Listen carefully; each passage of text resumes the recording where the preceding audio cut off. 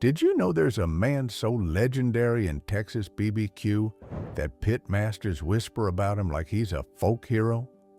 Not just some trophy-waving TV chef, this is the guy whose smoke trails have practically become part of Texas history. Folks, today I'm going to tell you about the day I met the real king of Texas BBQ, and let me tell you, what I learned just might change the way you look at smoked brisket forever.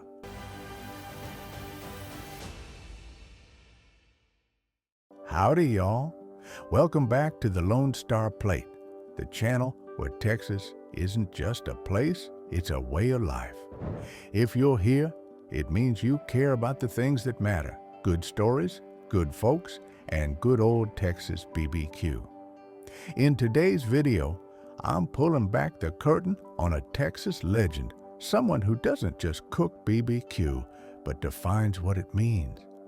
Trust me, you'll want to stick around. You may never see Texas BBQ the same way again. All right, so let's set the scene. I've eaten more brisket than most people have had hot meals, but there's this name I kept hearing every time I visited a mom-and-pop pit in some dusty Texas town. Tucked behind all the big city hype and Food Network heroes is a man they call Pop Franklin, owner of Franklin Barbecue in Austin. Now, Aaron Franklin is no secret. He's got a James Beard Award, and folks camp out overnight for his brisket. But let me tell you, if you really want to know why he's the king, you got to meet the man, not just eat the meat. So, a few months back, I wrangled an invitation to meet Aaron Franklin himself.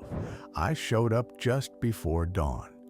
The line was already curling around the building, people huddled under the bright Texas sky, swapping stories about the best slice they ever had.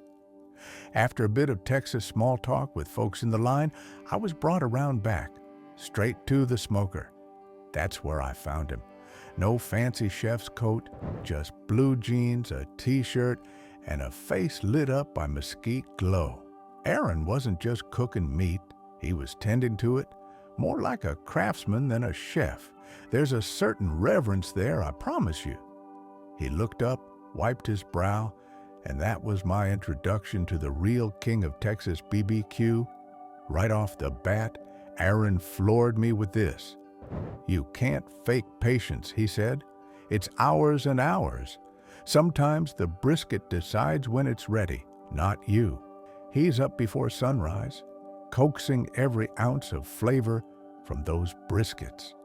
Not with tricked-up rubs or secret sauces, but just salt, pepper, post-oak smoke, and thyme. That's it. Now here's a secret I gotta share because this blew my boots off. Aaron told me the biggest mistake folks make is thinking BBQ is all about the bark or just the smoke. But you know what it is really? It's the feel.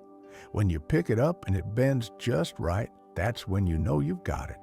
This man finishes a brisket by touch, not by timer. But it ain't just skill that sets him apart. It's his storytelling.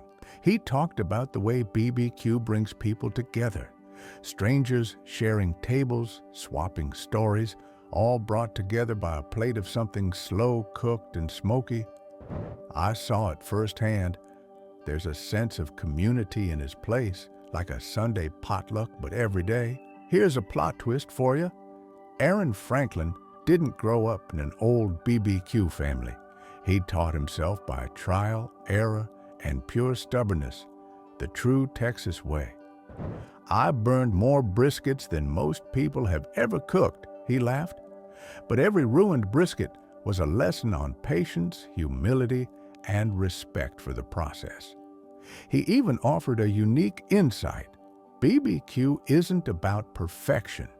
It's about doing your best with what you've got and sharing that with the people around you. That's why you'll find folks from all walks of life at his tables: students, cowboys, politicians, tourists. Everyone's equal when they've got a tray of brisket.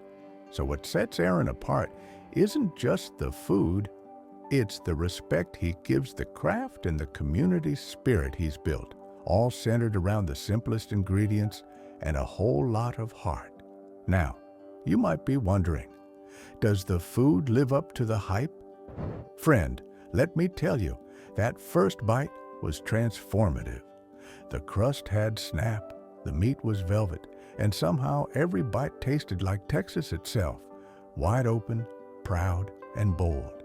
It wasn't about complexity, it was pure, honest, melt-in-your-mouth BBQ. It was the taste of time itself. But meeting the king taught me something deeper. At the heart of Texas, BBQ is an attitude that you do your best work, quietly, without fuss, and you invite your neighbors to the table.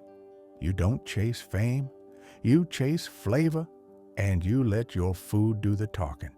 Friends, if you're enjoying this dive into Texas BBQ royalty, give this video a thumbs up and share it with other smoked meat devotees.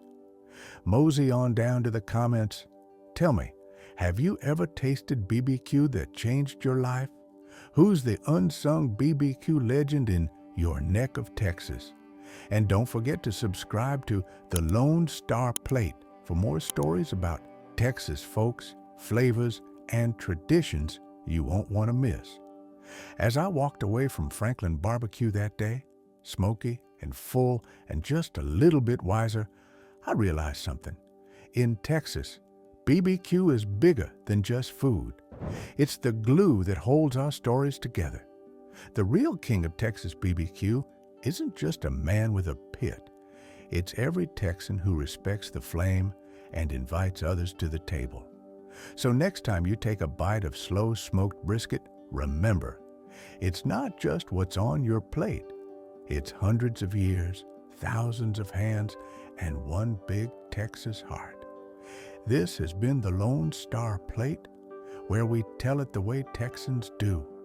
Until next time, y'all, keep your fire low, your stories long, and your plates piled high. See you down the road.